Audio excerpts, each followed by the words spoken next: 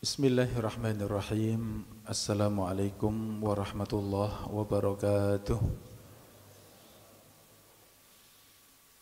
Alhamdulillah hamdan katsiran tayyiban mubarakan fih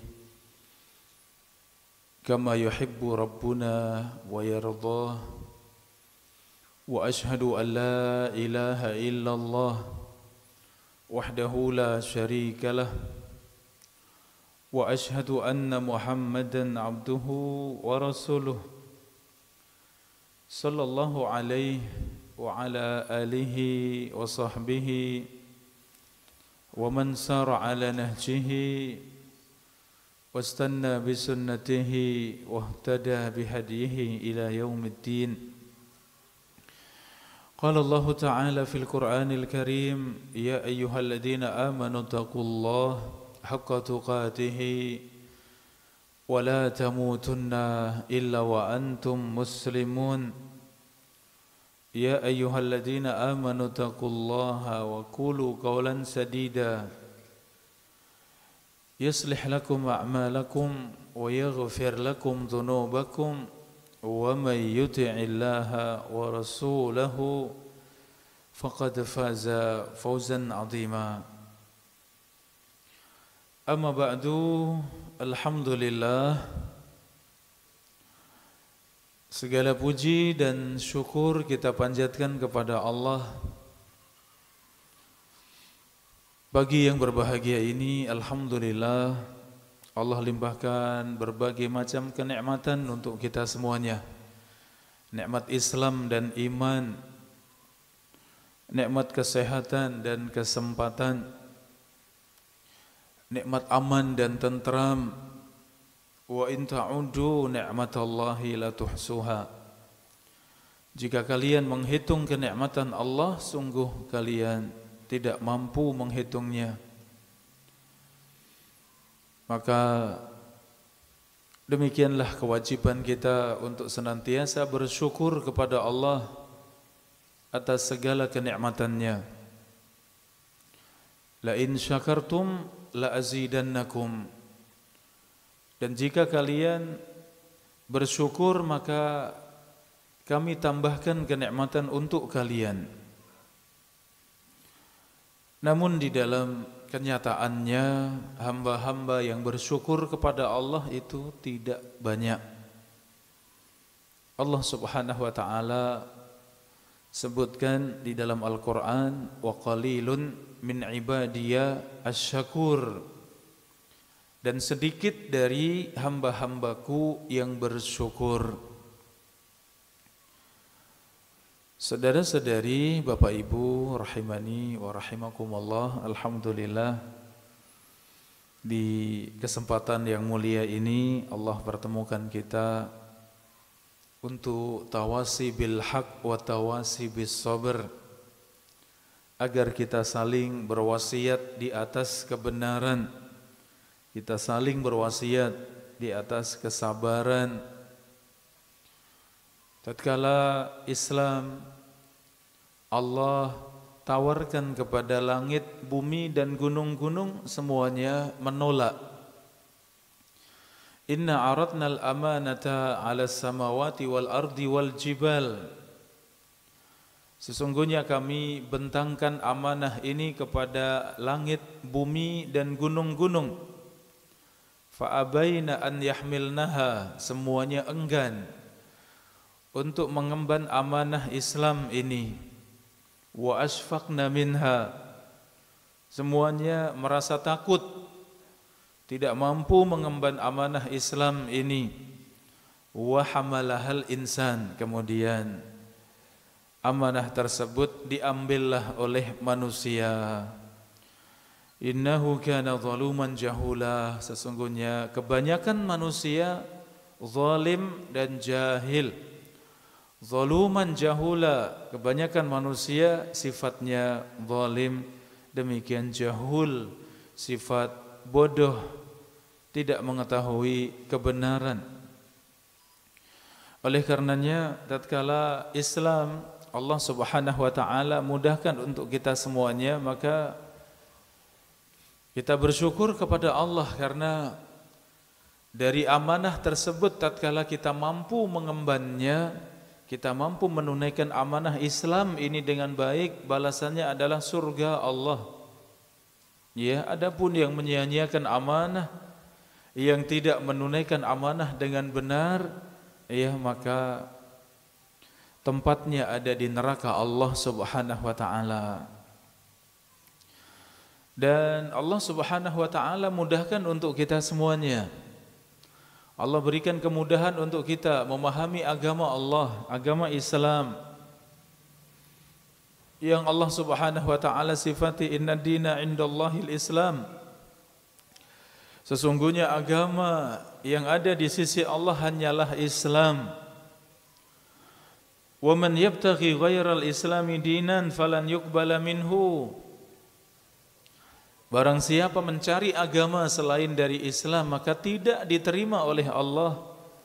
Wa huwa fil akhirati minal khasirin, dan ia termasuk dari yang merugi pada hari kiamat. Saudara-saudari, Bapak Ibu rahimani wa rahimakumullah, inilah agama Allah Subhanahu wa taala. Agama yang diterima di sisi Allah, agama yang diridhoi Allah. Bahkan Allah Subhanahu wa taala menyempurnakan agama ini. Al-yauma akmaltu lakum dinakum. Pada hari ini aku sempurnakan Islam menjadi agama kalian. Wa atmamtu alaikum ni'mati, dan aku sempurnakan kenikmatanku untuk kalian. Wa raditu lakumul Islam dina, dan aku ridha Islam menjadi agama kalian. Wa ma arsalnaka illa rahmatan lil alamin, dan kami tidak mengutus engkau wahai Muhammad kecuali rahmatan lil alamin. Itu rahmat untuk alam semesta, kasih sayang untuk kehidupan di alam semesta dengan datangnya agama Allah, yaitu Islam. Saudara-saudari, Bapak Ibu rahimani wa rahimakumullah, demikian seorang muslim memahami agamanya, ia mengenal agamanya. Sesuatu yang paling mulia di dalam kehidupannya. Bapak Ibu rahimakumullah, setiap dari kita tatkala dipanggil Allah, menghadap kepada Allah, maka pasti kita berjumpa dengan malaikat Munkar dan Nakir. Ya, dua malaikat yang bertanya kepada kita tiga perkara. Man rabbuka? Pertanyaan yang pertama, siapa? Siapa Tuhanmu? Ma dinuka? Yang kedua, apa agamamu?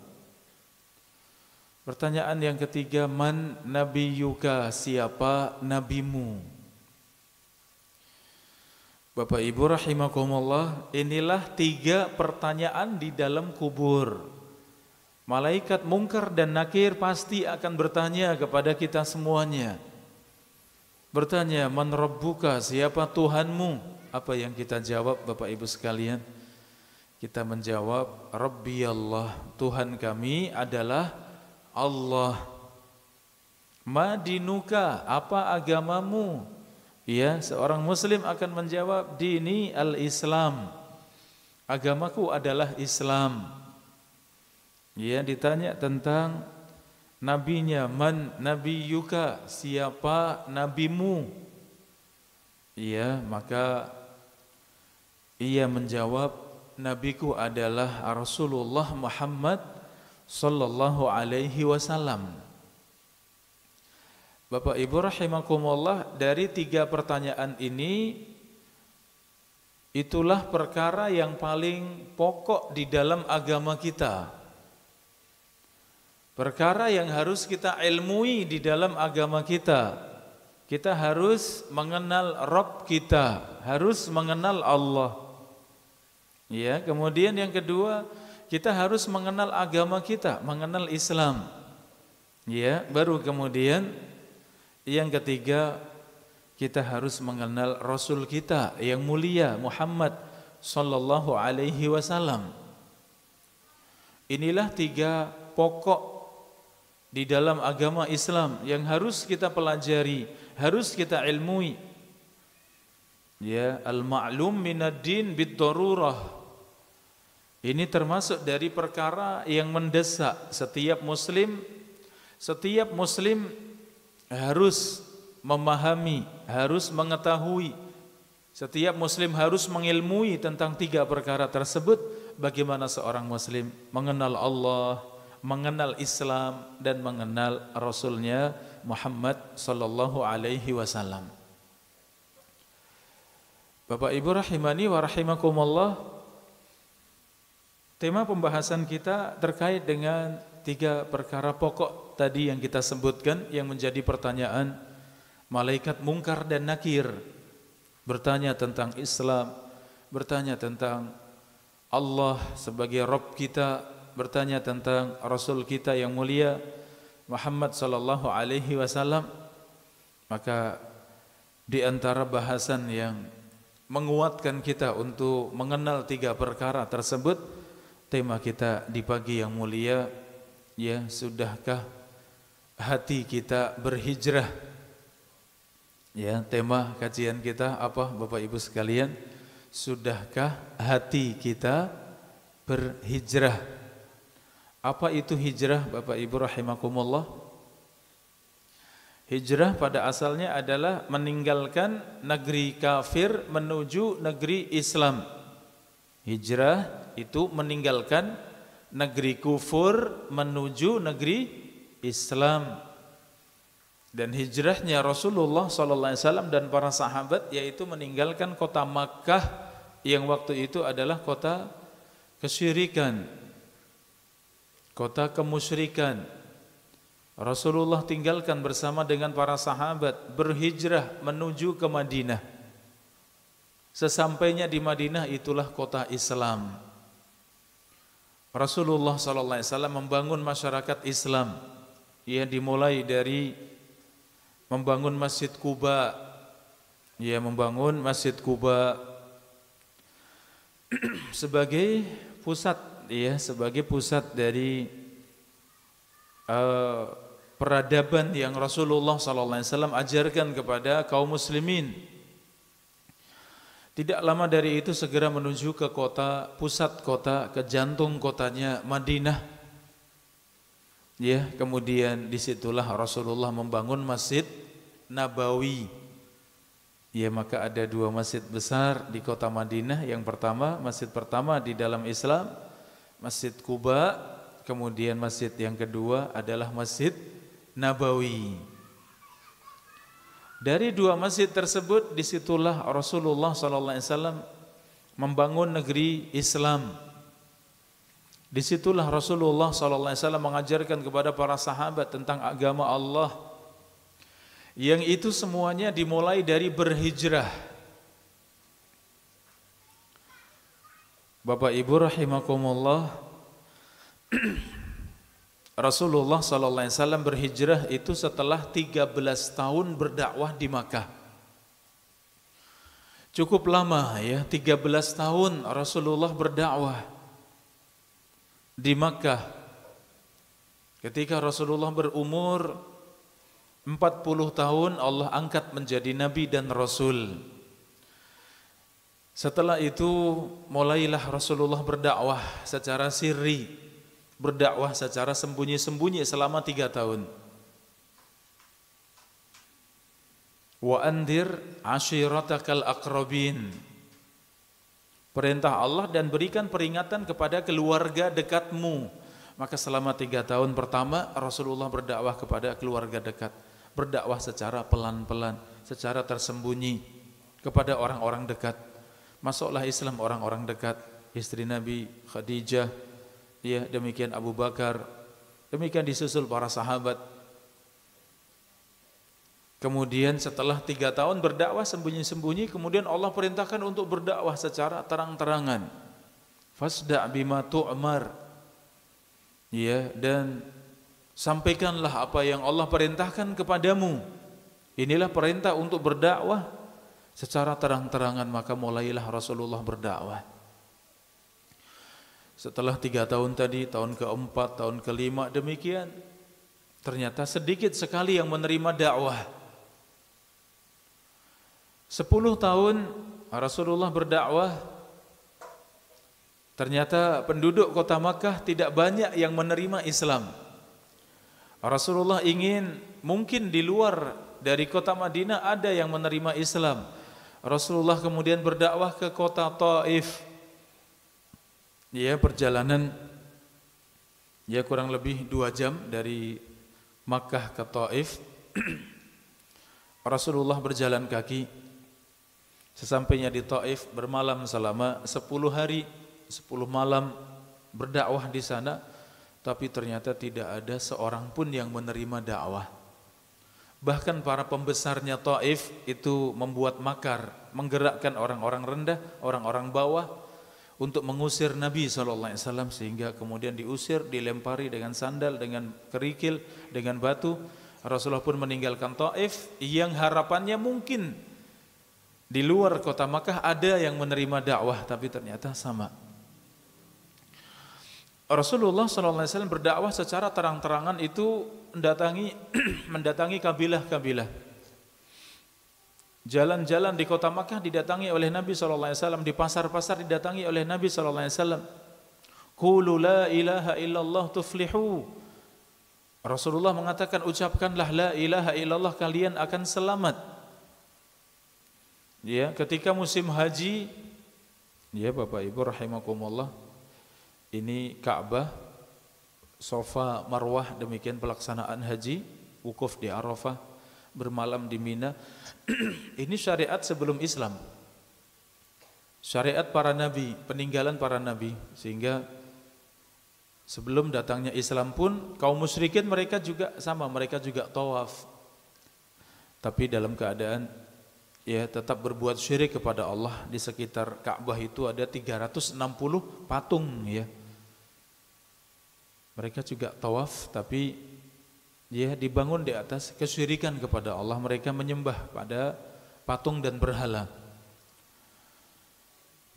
Ya, maka ketika musim haji, dari manapun datang ke kota Makkah untuk melaksanakan haji, di situ juga Rasulullah berdakwah. Setiap kali Rasulullah berdakwah, di belakang ada Abu Jahal, Abu Lahab, yang Rasulullah mengatakan, qulu la ilaha illallah tuflihu, ucapkan la ilaha illallah, kalian selamat. Di belakang Abu Jahal, Abu Lahab mengatakan, ya, innahu sabi, ini seorang yang keluar dari agama nenek moyangnya. Ya, demikian terus.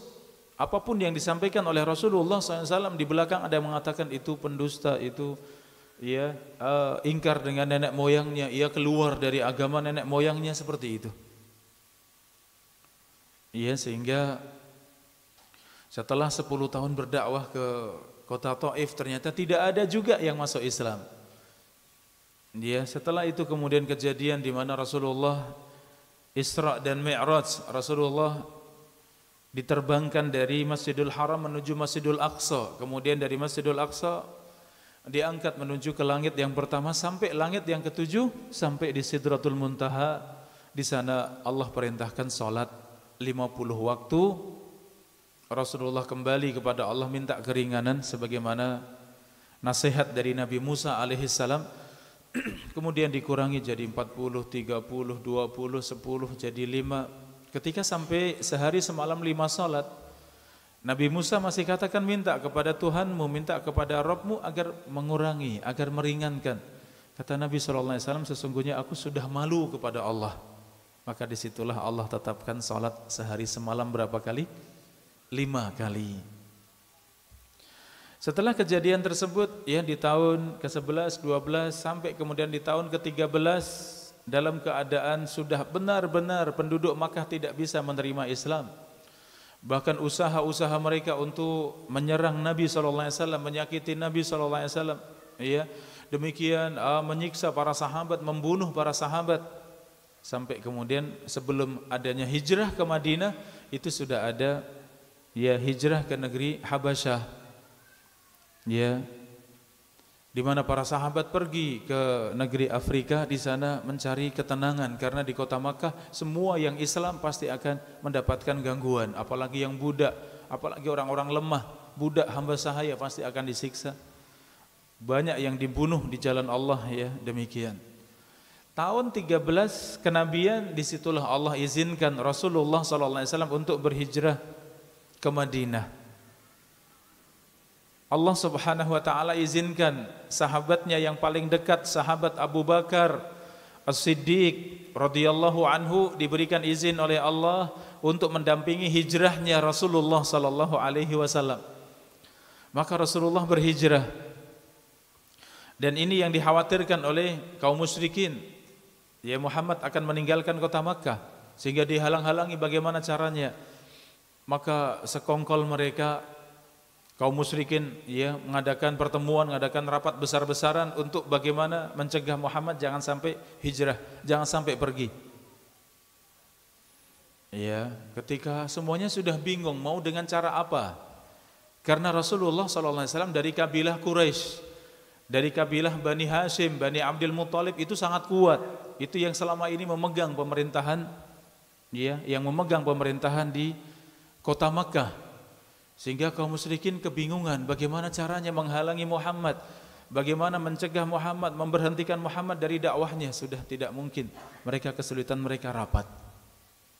Ya, disitulah iblis menjelma menjadi orang tua, ikut masuk di dalam pertemuan tersebut. Ya, ia mengatakan seorang dari Najd.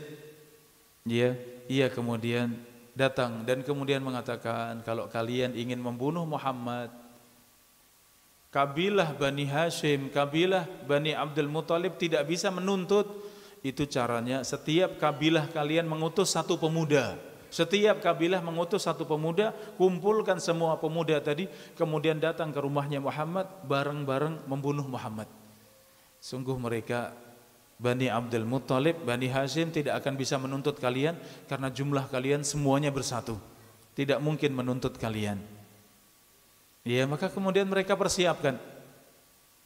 Ketika para pemuda ini sudah mengepung rumah Nabi SAW, kemudian Allah kabarkan, Allah berikan izin untuk segera meninggalkan kota Makkah. Maka Rasulullah pun keluar dalam keadaan para pemuda ini semuanya, orang-orang musyrik ini tertidur semuanya. Dia dalam keadaan tertidur. Rasulullah panggil sepupunya Ali bin Abi Thalib, hendaknya engkau tidur di tempat saya. Inilah barang-barang yang menjadi titipan. Bapak Ibu rahimakumullah, jadi orang-orang musyrik kalau urusan agama tidak menerima, tapi kalau urusan percaya Rasulullah itu amanah, masih tetap percaya. Barang-barang mereka dititipkan kepada siapa? Kepada Rasulullah SAW. Maka semua disampaikan kepada Ali bin Abi Thalib, ini amanah semuanya, ya, dan kembalikan kepada pemiliknya. Maka segera Rasulullah mendatangi ya rumahnya Abu Bakar, kemudian ia bersama dengan beliau dengan satu penunjuk jalan segera berangkat ya untuk berhijrah. Bapak Ibu rahimani wa rahimakumullah, inilah perjalanan hijrah Rasulullah sallallahu alaihi wasallam. Dan ternyata siasat beliau di dalam berhijrah tidak langsung dari rumah kemudian segera berangkat menuju ke Madinah, tidak. Dari Makkah mau ke Madinah itu berjalan ke arah utara, ya, makanya orang Madinah kalau sholat ngadepnya ke selatan, ngadep ke Ka'bah, ya, ngadepnya ke selatan. Maka orang-orang Makkah kalau mau ke Madinah itu jalannya ke utara. Ternyata Rasulullah keluar rumah berjalan ke selatan. Ya, kemudian ternyata masih bermalam 3 malam di gua Tsaur, ya. Bermalam di gua Tsaur. Di sana bermalam selama 3 malam, sehingga selama 3 hari 3 malam sayembara diumumkan oleh penduduk Makkah, barang siapa yang bisa menangkap Muhammad dan temannya Abu Bakar dalam keadaan hidup ataupun mati, ia mendapatkan 100 onta. Sayembara, siapapun yang bisa mendapatkannya, maka semua bergerak ingin menangkap Rasulullah dan Abu Bakar radhiyallahu anhu. Ternyata Allah jaga, sehingga kemudian selesai 3 malam tersebut sudah siap, kemudian Rasulullah baru mengadakan perjalanan menuju kota Madinah. Dalam perjalanan demikian berjumpa dengan ya beberapa orang yang semua menunjukkan betapa maha benarnya Allah Subhanahu wa taala mengutus Rasulnya sallallahu alaihi wasallam. Ketika seorang mengetahui ingin menangkap Rasulullah, Iya, ternyata Allah pun jaga Rasulullah SAW, ia tidak mampu. Ya, demikian sampailah di kota Madinah dan kemudian hijrah pun sudah selesai. Setelah itu para sahabat yang masih tertinggal, Bapak Ibu rahimakumullah, mereka menyusul Nabi SAW sampai kemudian di tahun ke-8 hijrah, ya, tahun ke-8 hijriyah, 8 tahun setelah berhijrah, baru kemudian Rasulullah bisa kembali ke kota Makkah, kemudian membuka kota Makkah menjadi kota Islam. Ya, ini 2 tahun sebelum wafatnya Rasulullah, Makkah dibuka menjadi kota Islam. Ya, maka setelah itu kemudian Rasulullah bersabda, la hijrata ba'dal fathi. Rasulullah bersabda, tidak ada lagi hijrah dari kota Makkah ke Madinah setelah al-fathi, setelah fathu Makkah, setelah kota Makkah dibuka menjadi kota Islam. Disitulah sudah tidak ada lagi hijrah dari Makkah ke Madinah, karena Makkah setelah dibuka menjadi kota Islam, ia akan menjadi kota Islam sampai datangnya hari kiamat. Ya, sehingga Makkah ini dijaga oleh Allah sampai hari kiamat, tidak akan menjadi kota kufur, tidak akan menjadi kota kesyirikan sampai hari kiamat. Makanya Rasulullah mengatakan, la hijrata ba'dal fathi, sudah tidak ada lagi hijrah setelah fathu Makkah. Bapak Ibu rahimakumullah, ini tadi hijrah dengan anggota badan, hijrah meninggalkan kampung halaman, hijrah meninggalkan kota tercinta, hijrah meninggalkan keluarga, meninggalkan harta, meninggalkan kesibukan, pekerjaan, semua ditinggalkan dalam rangka berhijrah karena Allah. Maka Nabi SAW bersabda, innamal a'malu binniyat wa innamal likulli imri'in ma nawa. Sesungguhnya amal tergantung dari niatnya dan setiap orang dibalas sesuai dengan niatnya.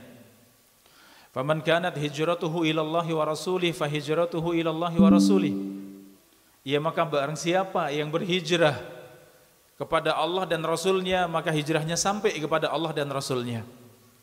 Wa man kanat hijratuhu lidunya yusibuha. Namun barang siapa yang berhijrah untuk mendapatkan dunia, awi imra'atin yankihuha, atau berhijrah untuk menikahi wanita, fa hijratuhu ila ma hajara ilaih, maka hijrahnya sesuai dengan niatnya. Bapak Ibu rahimakumullah, ada 2 macam hijrah yang disebutkan Nabi SAW dalam hadis ini, di mana hijrah ini amal yang sangat besar. Bagaimana bukan ibadah yang besar seorang meninggalkan segala-galanya dalam rangka untuk berhijrah ke negeri Islam. Harus berpisah dari istrinya, berpisah dari anak-anaknya, berpisah dari keluarganya, kampung halamannya, rumahnya, pekerjaan, segalanya ditinggalkan karena Allah dan Rasulnya. Inilah hijrah yang pertama, hijrah karena Allah dan Rasulnya. Adapun yang kedua, hijrah karena dunia. Maksudnya hijrah karena dunia, hijrah karena wanita. Seandainya tidak ada dunia, tidak akan berhijrah. Seandainya di Madinah tidak ada wanita yang mau dinikahi, tidak akan berhijrah. Ini maksudnya contoh yang kedua. Barang siapa yang hijrahnya karena dunia, barang siapa yang hijrahnya untuk menikahi wanita, padahal menikahi wanita ini sunnah, tapi kalau kemudian hijrah tadi niatnya hanya untuk menikahi wanita, karena ada wanita, karena ada harta, kemudian berhijrah. Seandainya tidak ada harta, tidak ada wanita, tidak akan berhijrah, maka ini yang dicela. Fa hijratuhu ila ma hajara ilaih, maka hijrahnya sesuai dengan apa yang diniatkan. Saudara-saudari, Bapak Ibu rahimakumullah, di antara hijrah setelah selesainya hijrah dari Makkah ke Madinah, sudah tidak ada hijrah lagi setelahnya. Maka hijrah ini akan terus berlalu sampai hari kiamat. Yang namanya hijrah meninggalkan kota kekufuran menuju kota Islam, ini syariat di dalam Islam dan terus berlaku sampai hari kiamat. Maka siapapun seorang muslim yang tinggal di negeri kafir, tinggal di negeri non muslim, kemudian punya kemampuan, punya kesempatan untuk meninggalkan menuju kepada kota Islam, ini sesuatu yang wajib, kecuali tidak mampu. atau di negeri non-muslim tadi, ia mampu melaksanakan Islam dengan baik, dengan benar, ia bebas melaksanakan agama Allah, silakan, itu tidak masalah. Tapi kalau di negeri Islam keadaannya seperti di Makkah ketika Rasulullah belum berhijrah, ditindas, ya, disiksa, demikian disakiti, bahkan banyak yang dibunuh dari kalangan para sahabat. Kalau keadaan mendesak seperti ini maka wajib berhijrah. Itu sama hijrah dengan badan, meninggalkan kota kufur menuju kota Islam. Adapun hijrah dengan hati, hijrah dengan hati, hati kita ikut berhijrah, tidak hanya badan, tapi hati kita yang berhijrah. Ini tadi yang Rasulullah sebutkan, faman kanat hijratuhu ilallahi wa rasulih fa hijratuhu ilallahi wa rasulih. Hijrahnya hati kita semua adalah tatkala seorang berhijrah karena Allah dan Rasulnya. Hijrah dengan hatinya, ia berhijrah kepada Allah dan Rasulnya dengan hatinya. Artinya hatinya benar-benar berhijrah di jalan Allah. Saudara-saudari rahimani wa rahimakumullah, hijrah dengan hati kita, bagaimana langkah-langkahnya sehingga kita mampu menjadikan hati kita berhijrah. Yang pertama, tinggalkan dosa dan maksiat, berhijrah menuju ketaatan kepada Allah Subhanahu wa taala. Ini hijrahnya hati, Bapak Ibu rahimakumullah. Berniat di dalam hati dengan sungguh-sungguh kita meninggalkan dosa dan maksiat, ya, dalam rangka untuk taat kepada Allah. Bapak Ibu rahimakumullah, betapa mudahnya seorang terjatuh di dalam dosa, ya. Mudah sekali. Kullu bani Adam khata'. Setiap anak Adam itu pasti khata', pasti berbuat salah. Wa khairul khata'in at-tawwabun. Sebaik-baik yang berbuat salah itu yang segera bertaubat.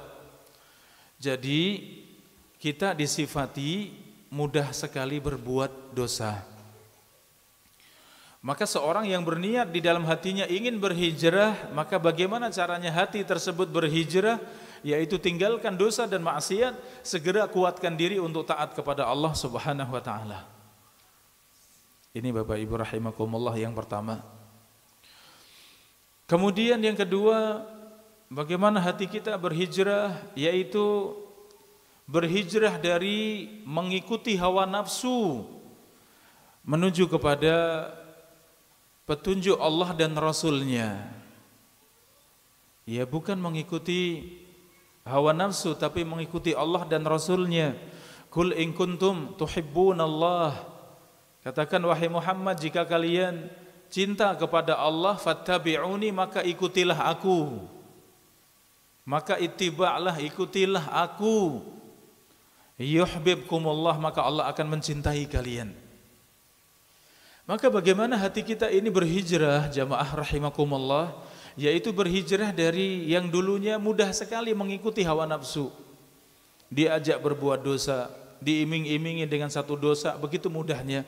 Maka hati yang berhijrah, maka sudah bukan lagi mengikuti hawa nafsu, tetapi mengikuti Allah dan Rasulnya. Ittiba kepada Nabi SAW. Apa yang diikuti bukan hawa nafsunya. Ya, la yu'minu ahadukum hatta yakuna hawahu taba'an lima ji'tu bihi. Tidak sempurna iman seorang dari kalian sampai hawa nafsunya taba'an lima ji'tu bihi, mengikuti dengan semua yang aku bawa.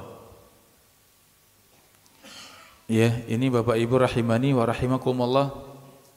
Ternyata antara mendahulukan hawa nafsu dengan mendahulukan cinta kepada Nabi SAW, seorang yang hatinya berhijrah harus lebih mendahulukan cinta kepada Nabi SAW. Ya, Nabi SAW juga bersabda, la yu'minu ahadukum hatta akuna ahabba ilaihi min waladihi wa walidihi wan nasi ajma'in. Tidak sempurna iman seorang dari kalian sampai ia mencintai aku, kata Nabi, sampai ia mencintai aku lebih daripada mencintai anaknya, ayahnya, dan semua manusia. Abu Bakar radhiyallahu anhu datang pada Nabi SAW, sekarang Rasulullah, aku mencintai engkau lebih dari semuanya kecuali kepada diriku sendiri. La ya ibnal Khattab, kata Nabi, tidak wahai putranya Al-Khattab. Ya, sampai engkau mencintai aku lebih daripada mencintai dirimu sendiri. Maka mendengar jawaban tersebut, Umar faham dengan apa yang Rasulullah maksudkan. Maka Umar kemudian mengatakan, Al-ana ya Rasulullah anta ahabbu ilayya min nafsi. Sekarang wahai Rasulullah, engkau lebih aku cintai daripada kepada diriku sendiri. Ya, engkau wahai Rasulullah lebih aku cintai daripada diriku sendiri. Ini Bapak Ibu rahimakumullah, hati yang berhijrah kepada Allah Subhanahu wa taala dan Rasulnya, ya, ketika ia berhijrah meninggalkan hawa nafsunya, kemudian mengikuti Rasulullah sallallahu alaihi wasallam, mengikuti Al-Qur'an dan sunnah, mengikuti Allah dan Rasulnya. Inilah hati yang berhijrah di jalan Allah Subhanahu wa ta'ala. Saudara-saudari, Bapak Ibu rahimakumullah, seorang yang hatinya berhijrah karena Allah, maka seorang berhijrah meninggalkan hati yang bergantung pada selain Allah, segera menuju kepada Allah Subhanahu wa ta'ala. Hati kita ini punya cenderung kepada sesuatu. Ini hati kita, cinta kepada harta, cinta kepada wanita, ya, cinta kepada dunia. Ini sesuatu yang pasti ada dalam diri kita. Namun harus kita ketahui bahwa hati yang berhijrah menuju kepada Allah, hati tidak bergantung kepada siapapun. Kemudian berhijrah, ia tinggalkan segala sesuatu dan ia gantungkan hatinya kepada Allah Subhanahu wa taala. Ya, ia hanya menggantungkan hati kepada Allah Subhanahu wa taala. Ketika dihadapkan antara harta dengan Allah, ia pun bergantung kepada Allah. Ketika dihadapkan antara godaan wanita dengan Allah, ia ingat kepada Allah, hatinya bergantung pada Allah. Itu godaan, itu dosa, itu maksiat, ya, itu maksiat kepada Allah. Bagaimana Yusuf alaihissalam tatkala digoda seorang wanita yang cantik jelita, yang punya segala-galanya, dalam keadaan pintu-pintu sudah dikunci semuanya, ya, tidak ada seorang pun yang tahu, kemudian digoda, ya, hai talak, ya, ia mengatakan, kemari, inilah aku untukmu, kata, ya, wanita ini, ya, disebut Zulaikha, ya. Kata Zulaikha, ini aku siapkan diriku untukmu wahai Yusuf. Qala ma'adzallah, aku berlindung kepada Allah, kata Yusuf. Innahu maswai, sesungguhnya Allah tempat kembaliku. Ini seorang yang hatinya berhijrah, jamaah. Seorang yang hatinya berhijrah dipanggil dengan hawa nafsu. Ia dipanggil hatinya untuk terikat dengan selain Allah, tergantung dengan selain Allah. Maka ia pun kembali kepada Allah, ia bergantung kepada Allah. Qala ma'azallah, aku berlindung kepada Allah. Innahu maswai, sesungguhnya Allah tempat kembaliku. Innahu la yuflihudz zalimun, sesungguhnya orang-orang zalim tidak akan beruntung. Ia kemudian tinggalkan. Subhanallah. Ini hati yang berhijrah, ya. Berhijrah meninggalkan ketergantungan hati kepada siapapun. Berhijrah menuju kepada Allah sehingga hati benar-benar tergantung hanya kepada Allah. Hati bersandar hanya kepada Allah, pasrah hanya kepada Allah Subhanahu wa taala. Inilah hati yang berhijrah kepada Allah Subhanahu wa taala. Saudara-saudari, Bapak Ibu rahimani wa rahimakumullah, hati yang berhijrah kepada Allah Subhanahu wa taala, hati yang meninggalkan sifat malu kepada manusia, ia hanya malu kepada Allah Subhanahu wa taala. Ya, Rasulullah sallallahu alaihi wasallam beliau mengatakan, al-istihya'u minallahi haqqal haya. Seorang yang sudah benar-benar malu kepada Allah, seorang yang benar-benar malu kepada Allah adalah antahfadha ar-ra'sa wa ma wa'a. Seorang menjaga kepala dan apa yang ada padanya. Di kepala itu ada mata, ada telinga, ada lisan, ada otak, pikiran, ya semua dijaga. Itu seorang yang malu pada Allah. Kemudian yang kedua, ya, antahfadhar ra'sa wa ma wa'a wal batna wa ma hawa. Yang kedua menjaga perut dan apa yang ada padanya. Perut ya ada syahwat makan, ya. Demikian perut ada kemaluan. Maka menjaga diri dari perut, ya. Yang kedua wal batna wa ma hawa wal tadhkuril mauta wal bila. Yang ketiga engkau selalu mengingat kematian. Ya. Wa man aradal akhirata taraka zinatad dunya. Barang siapa yang menginginkan akhirat maka ia tinggalkan dunia. Maksudnya dunia yang haram ia tinggalkan. Diajak untuk berbuat dosa, untuk bermaksiat ia tinggalkan. Kenapa? Ia mendahulukan akhirat. Faman fa'ala dzalika faqad istahya minallahi haqqal haya. Maka barang siapa yang mengerjakan demikian sungguh ia telah malu kepada Allah dengan sebenar-benarnya malu. Bapak Ibu jamaah rahimakumullah, suatu saat Ibrahim bin Adham, ya, ia ditanya, ya, seorang yang ingin bertaubat dengan taubat yang sungguh-sungguh, ya, ia merasa terjatuh dalam banyak dosa, ia sangat sulit meninggalkan dosa. Kemudian bertanya kepada seorang alim, seorang ulama, Ibrahim bin Adham rahimahullah. Beliau mengatakan, jika engkau ingin bertaubat dengan taubat yang sebenarnya dan engkau pasti bisa meninggalkan semua dosa, maka ingatlah 5 perkara, kata beliau. Ya, ingatlah 5 perkara, itu bisa meninggalkan semua dosa dan maksiat. Kata beliau, apa itu? Yang pertama, idza aradta an ta'siyallaha fala ta'kul min rizqihi.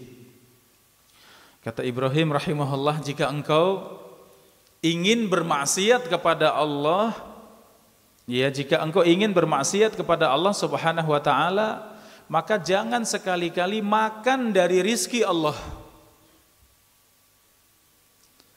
Ya, ternyata Al-Imam Ibrahim bin Adham mengingatkan, kita ini bermaksiat padahal kita ini makan dari mana? Dari Allah. Kita ini minum dari mana? Dari Allah. Kita ini hidup, ya. Kita dapat kesehatan. Kesehatan dari mana? Dari Allah, ya. Kemudian seorang membalas kenikmatan tersebut dengan maksiat.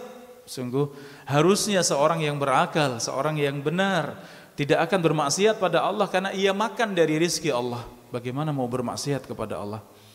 Kemudian yang kedua, jamaah rahimakumullah, idza aradta an ta'siyallah fabhas an makanin laisa fi mulkihi fa'sihi alaih. Kata Ibrahim, jika engkau ingin bermaksiat kepada Allah, carilah tempat yang itu bukan milik Allah, katanya. Mau di mana bermaksiat, ya, mau di rumah, mau di luar rumah, mau di mal, di tempat-tempat maksiat, semua itu adalah tempat milik Allah. Itu bumi, langit dan bumi dengan segala isinya milik Allah. Maka seorang mau bermaksiat, bagaimana saya bermaksiat di tempat yang itu bukan milik Allah? Ya, tidak mungkin jawabannya. Ya, yang ketiga, jika engkau ingin bermaksiat kepada Allah, ya, maka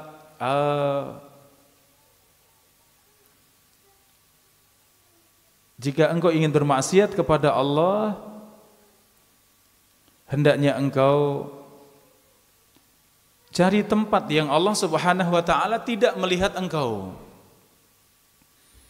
Ya, kata beliau, carilah tempat yang Allah tidak melihat engkau.